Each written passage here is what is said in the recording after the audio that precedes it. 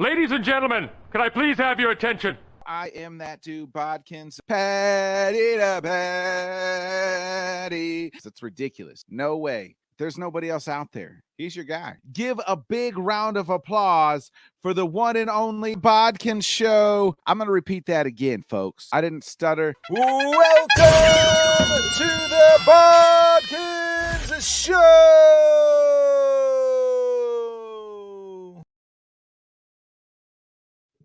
Welcome, everybody, to another episode of the Bodkin Show. I am that dude, Bodkins, as always.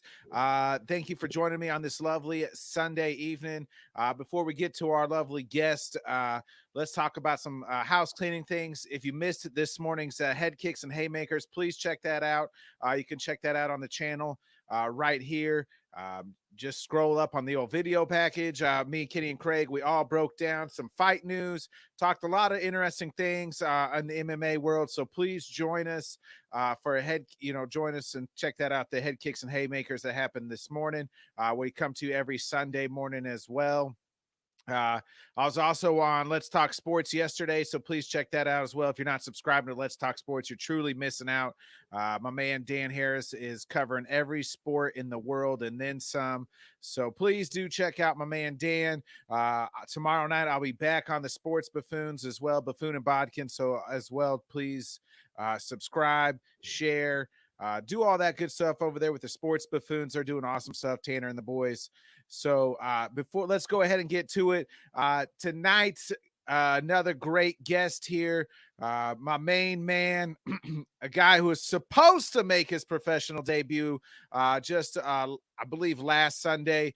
Kind of talk to us about what happened and what's next here. My main man, give it up for the professional fighter, Colten Carmack. Colten, what's up, my man? What's up, Nick? How's it going?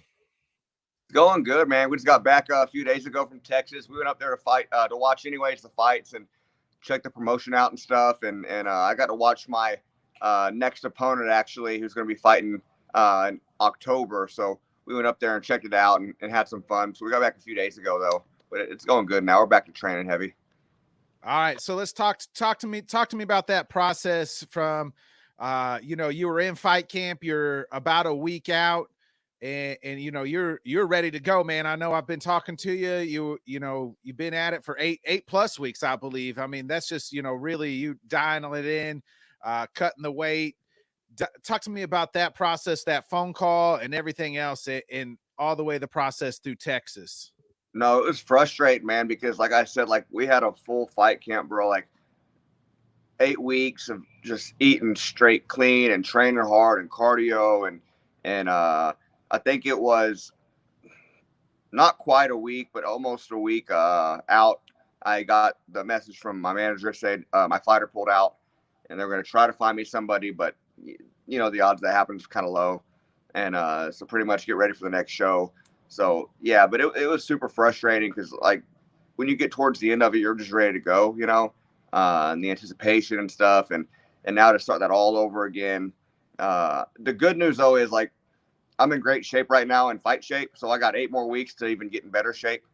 So that's taking the positive out of it. But yeah, I was super frustrated at first, man, honestly. I mean, it's been long awaited anyway. So I was ready to get in there and show off and put a show on.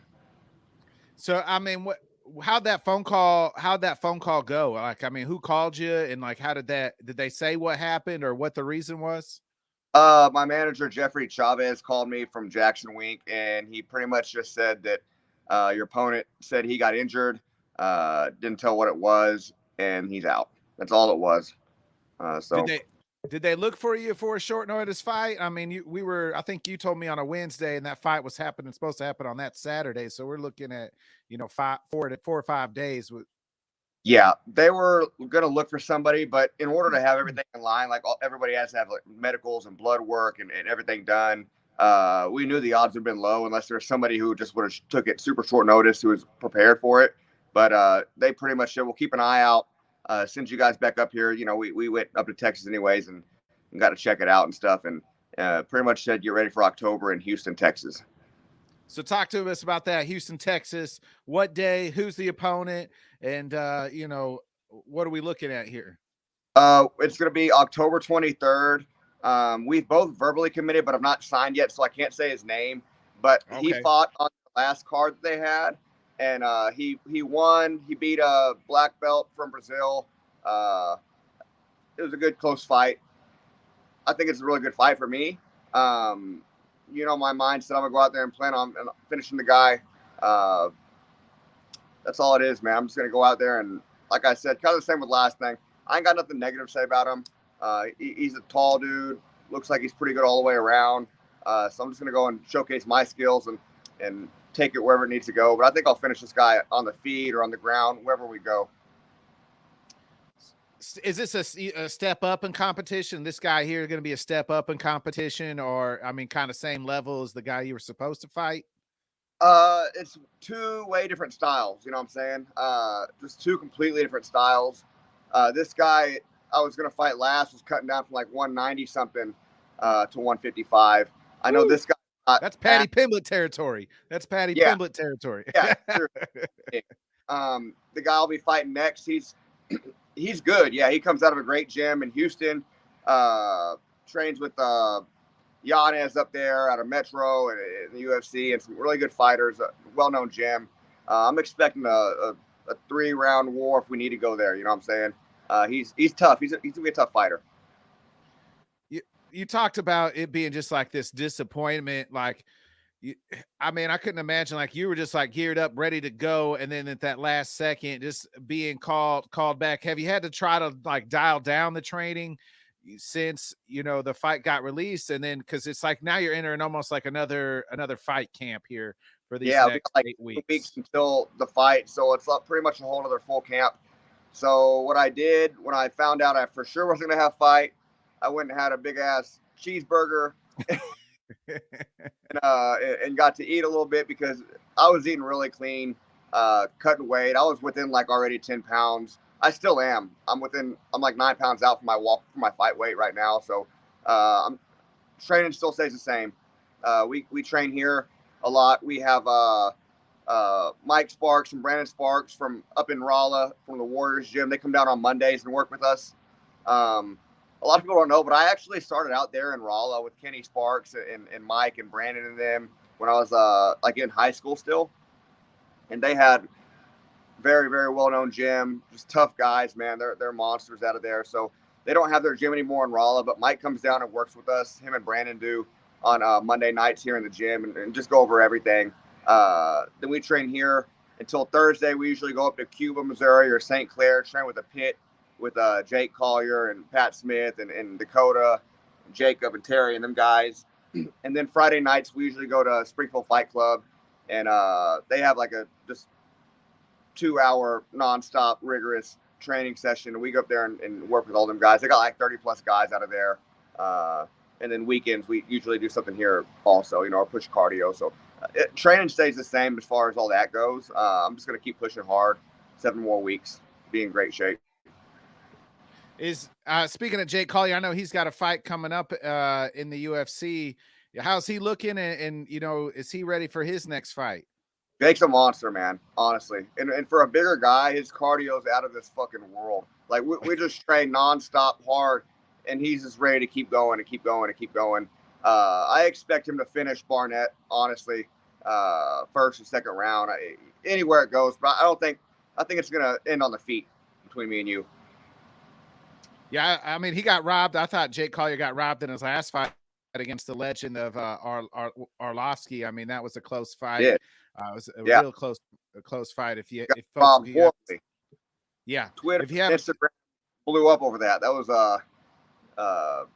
highway robbery. It was horrible. Yeah, I think they just gave it to Arlovsky because of the legend of who he is. You know what I mean? Like sometimes I just think judges just edge it that way. It's almost like fighting the champ where the edge goes to the champ.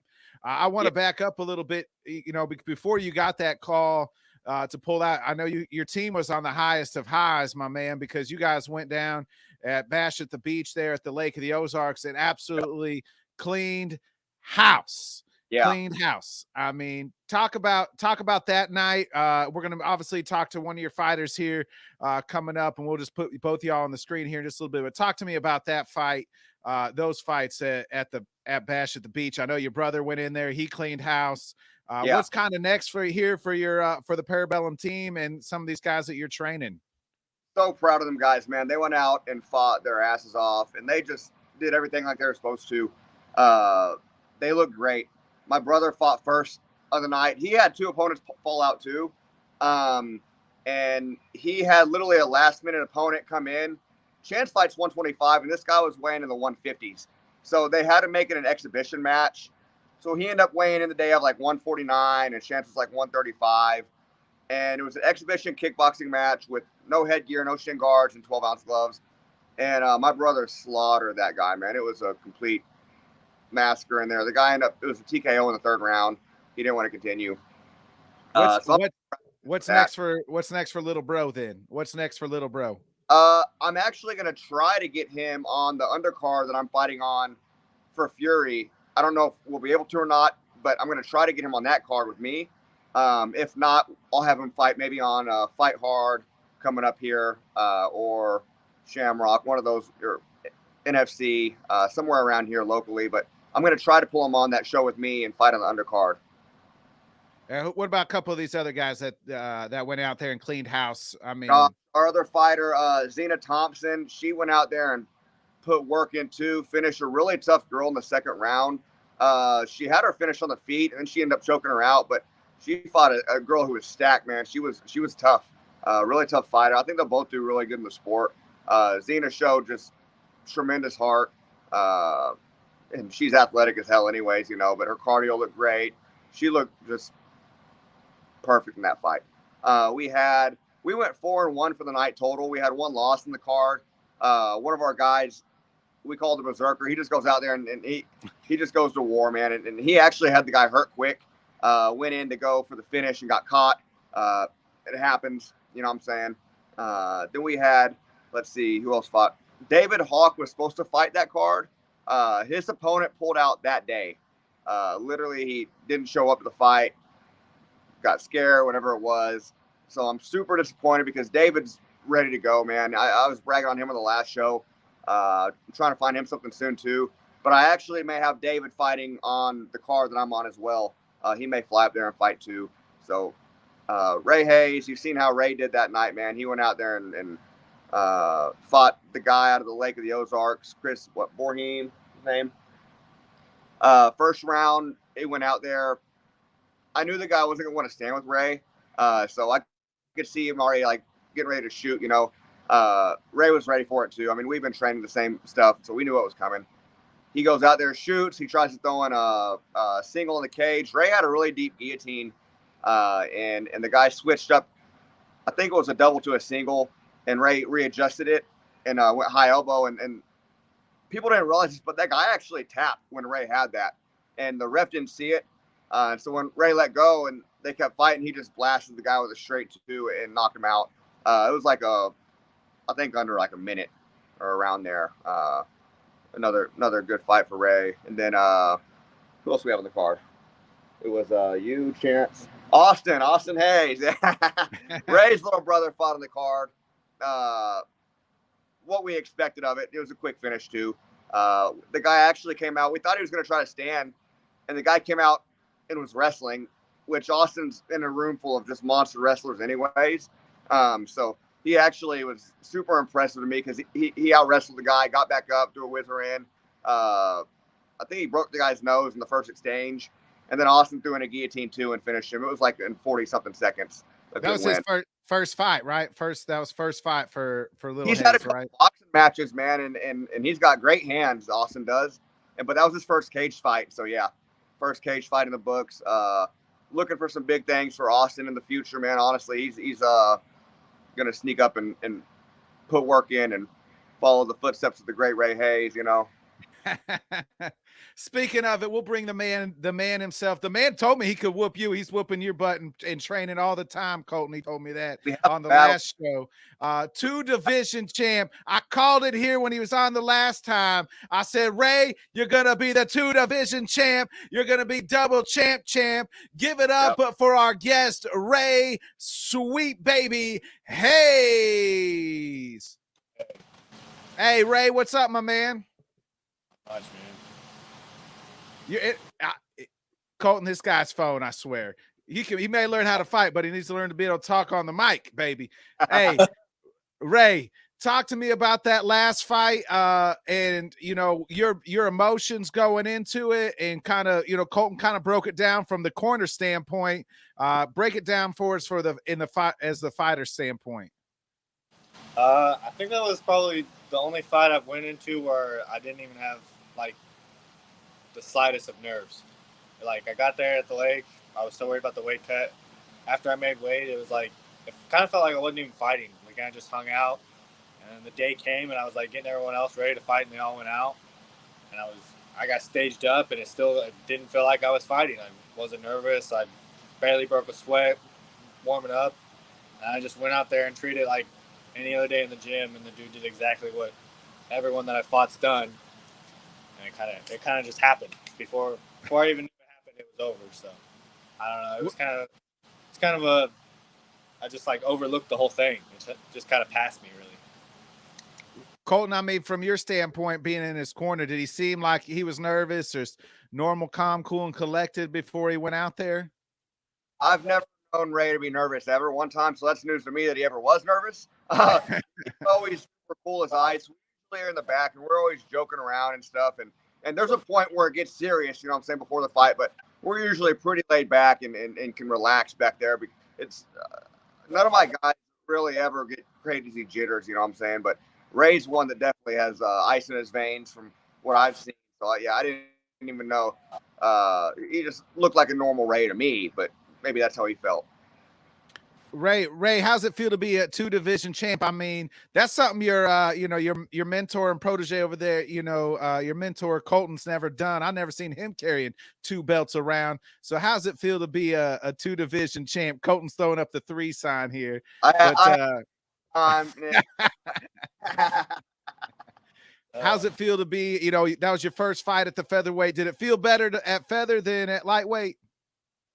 I felt better in there with him. He didn't feel near as strong. I felt way stronger than him, bigger than him. So I definitely want to stay there because I felt like I had a ton more advantages in that weight class. But yeah, it feels great, man. It feels great.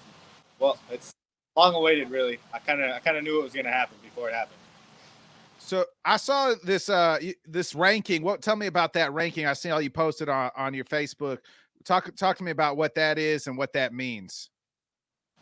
Pretty much Tapology's just got me ranked number 1 at featherweight and number 2 at lightweight in the state of Missouri and Kansas. And I think I'm 5th in the Midwest.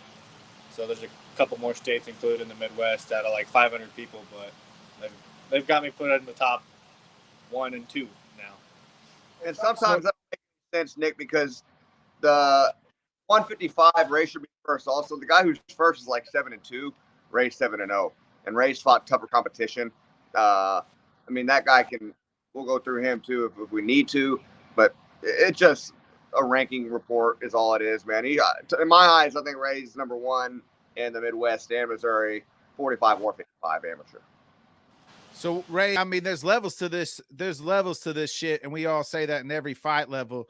So, I mean, when is it time? And Colton, you can chime in on here. When's it time for Ray to go from amateur to professional, and how soon are you going to be ready for that, Ray? We've been talking about it a lot. Like, me personally, I'm ready, but I'm not trying to rush anything. I mean, I fought these guys, but I keep getting first round finishes. I'd like to get a couple fights in that really like test me mentally, where I have to really dig down and fight. So I'm cool with whatever. Colton's been talking about it, but whether it happens this year or next year, I'm cool with whatever. Colten, is there something that you want to see in Ray? You took the long path, and maybe, you've kind of alluded to it's been a long awaited to get to your professional fight. Is there something you want to see in Ray or have that he has to go through to where you're like, hey, my man is ready to be a pro fighter? Ray needs probably, as his coach, I would like him to have more tough fights. He's only had that one Buchanan, and that had to bring the dog out in him. I was hoping for this one. I've been hoping for that fight his past 4 or 5 fights. But they've ended quick. So we're looking at matching up Ray, maybe November time frame against a guy who's 8-0 out of Cape Girardeau, Ethan Rhea. He fought one of our guys. We got a guy in here named Gregory Inman who's 4-1. He's a killer too, man. A great jiu-jitsu fighter. He's been out with an injury, but he'll be back here soon too. He fought Greg in one. We're looking to get that back with Ray if he'll come and fight us down here in Springfield or wherever it needs to be to do that. So I want to have him fight. We don't need to get over 10 fights with Ray. I mean, at some point you're going to go pro or what are you doing it for? Don't waste that on your body and time and years where you could be being a pro, Ray's ready for pro. So we're looking at targeting early next year when Ray's going to turn pro. So, I mean, Ray's 7-0. So you're saying 10 fights, not over. We don't rather be 1 or 2. I like that, or maybe we'll see. Okay. So, I mean, Ray, that's it, man. I mean, the man said it. The coach said it. Hey, 10 fights, man. You're 7-0, 3 fights to go. I mean, it's not your fault that, they're trying to match you up with some dogs and you're just saying this ain't no dog because you're whooping some ass out there, Ray. Yeah. So, hey, Ray, I got to ask you, how was it to see your little brother go out there and handle business for his first time? I think that's the only time I ever got emotional at the fights, dude. I had to walk off by myself. It's a different kind of feeling than winning a fight for yourself. Were you able to be in his corner or just were you able to watch him or how did that work out? I walked out with him and I watched it cage side. Then you had to go back and get prepared for your fight. Yeah. I will tell you, this more nervous watching his fight than he was fights. But that's Ray, how was that? Like, how's that mindset? Because I couldn't imagine being like that high, watching your little brother fight, and then you got to turn around and go back and be like, and try to get that. How do you flip that mind switch on? Yeah. I told Colten I never want to do that again. I never want to fight as Austin ever again. It's like an emotional roller coaster, really. I didn't like it, but like I said, that fight I wasn't nervous for, so it kind of helped me out. I was really only nervous for him, and then I just went in and fought, really. But it's definitely way different than just having to worry about yourself. Yeah. Hey, Colten, I got to ask you a question. So, I mean, you talk about like trying to push Ray and these guys and trying to focus somewhat on their career. How do you manage focusing on their career and helping them, and at the same time focusing on what's next for you? like it would have been tough if I didn't have every Chavez next week doing everything. And they're what does everything behind closed doors.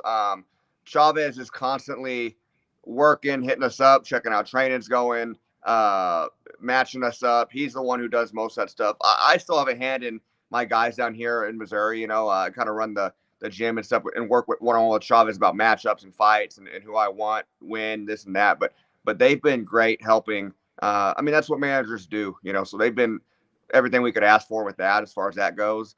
As far as me as in like coaching here, being the head coach, we have my dad comes in and makes it to where like they'll coach in here. And so I'm working with these guys too. Dave Frizzell, Mike Sparks, Todd Angel's in here. We go to Cuba and Springfield. So it's not like I'm in here just coaching nonstop. I've actually been able to train every day and not have to worry about coaching and trying to get into myself. I'm actually in here dying with the guys. So that's been a total other factor for me. Ray, does that make it a lot different for you when your coach is in there and you're seeing him go out there and he's training right with you and ready? He's in that same fight camp. and ready to prepare for war, just kind of with you, or would you rather have it the other way around, where he's just kind of on the side, just barking orders at you? Man, I don't think I've ever had it where he's just been on the side barking orders since I've met him. It feels like he's always either been preparing for a fight or like just in there with us, helping us. So I don't know. I've always seen him as a teammate rather than a coach, really, most of the time. All right, boys. So Ray, what's next? I mean, the November fight, is that what you're looking at? Are you ready for that? And then, like, is that the fight? Like, when do you put these titles on the line? This featherweight title, does that happen the next fight, or how does that work out for you? We're hoping to fight Ethan, but I mean that could happen. It could not. But whoever really that we find with a deep record that looks like they're going to give me a challenge and see we're going to fight, whether it be for another belt or my belt or wherever. We're just looking for the best and biggest challenge right now. And Colten, you said you're looking at October, correct? Yeah, October. It's pretty much signed and firm, but we'll be going up there to Houston, Texas, October 23rd, fighting for the same promotion for Fury, and just same promotion, new opponent. And when are we looking at to get that contract signed, and when are we looking to get that name announced? I'll probably have that within the week. Okay, let me know, and we'll announce it. I'll put it out here on the on the BodkinShow. Let everybody know. When's like the next big event for the team, boys, and when can we catch y'all? Catch the rest of the team getting ready to fight. I know that there's a couple cards coming up. There's a good. I mean, they have Fight Hard, Shamrock, and NFAs all hit me up wanting to put the guys on. I got to sit down with them and figure out who's good to fight when. I'll probably have some fighters on every one of those cards in November time frame, maybe sometime in October. I know January is going to be a big one. I think January 21st, maybe. That's when Fight Hard's coming back down to Springfield. That's like a home match for us. So we pack the place, man. And I try to put all my fighters on that card. It's an awesome card. They usually have it at the Shrine Mosque in Springfield. The place is packed. It's great energy. Great show, man. Great promoters, fighters, everything. So that'll be the next really big one that will be close for everybody to come watch. Will be in January 21st. That's also when Ray may be making his pro debut. So we'll keep you guys posted on that too. Ray, how's that make you feel, man? If you made your professional debut down there, close to home in Springfield, I mean, that's, 40 miles from hometown of Lebanon. I mean, if you made your professional debut, then how would that make you feel? Yeah, I don't think we'd have it any other way, really. I mean, everyone's going to show out for that one for sure. What's Ray? I didn't really kind of ask you. What's the last time you was on? What's like the long-term goal, man? We talked with Colten about that the last time he was on. The goal is always to try to become whatever league champion, whether it's in Bellator, PFL, or someplace like that. What's your long-term goal, man? And how long can we continue this undefeated streak? We're gonna keep this one going, man. I don't see me losing anytime soon, but I don't really care which promotion I get signed to whenever it happens. PFL, Bellator, UFC, it don't matter. I'll just know I'll be in one of them. Hey, like I said, Ray, don't forget your boy Bodkins when you're on the MMA hour with Ariel Huwani and all them. Hey, Colten, hey, he turns pro and he says he calls you out in the first fight. He says he wants the man, the myth. Would you ask, hypothetically, would that a fight ever happen outside of practice? Absolutely. We fought a million times in practice. Ray's like a brother to me, man. You couldn't, no amount of money in the world I would do that, but that's my little brother, man, honestly, and I care about him deeply. But we punch each other literally every day in the face, so we get enough of that. Hey, according to Ray, he gets the better the advantage 9 out of 10 times. We have some battles, that's for sure. Amen to that. Well, boys, I can't thank you enough for coming on here. It's been a pleasure. I wish the best of luck to both of y'all. I'm gonna be looking. Special guest here, Minnie Hayes. Hey, Austin. Hey, whenever you want to come on the BodkinShow, man, let me know. Hit me up. We'll get you scheduled. All right. Hey. All right, there's another future champ, man. Y'all are raising some dogs there in Parabellum, man. I see you guys on Facebook just training hard every day. We're about to train this interview. All right. Hey, well, I'm gonna let you all get to it. Colten, I appreciate it. Ray, I appreciate it. Y'all, thank you enough. I can't thank you guys enough for coming on. We enjoy it every time. Boys, you guys have a great training session. I wish the best of luck to both of y'all. Keep me informed. We'll keep pumping these fights. And I'm hope to catch y'all live in person on the next one. Appreciate you, Nick, man. Thank you. Hey, thanks, boys. Again, professional fighter Colten Carmack, thank you. And 2-division champ Ray Sweet Baby Hayes joining me on this Sunday night. I'm going to hit the outro. Check me out on the old Bodkins, Buffoon and Bodkins tomorrow night. Be a friend, tell a friend, share with a friend, folks. Hit that subscribe button. Thank you for another great episode of the Bodkins Show. Peace.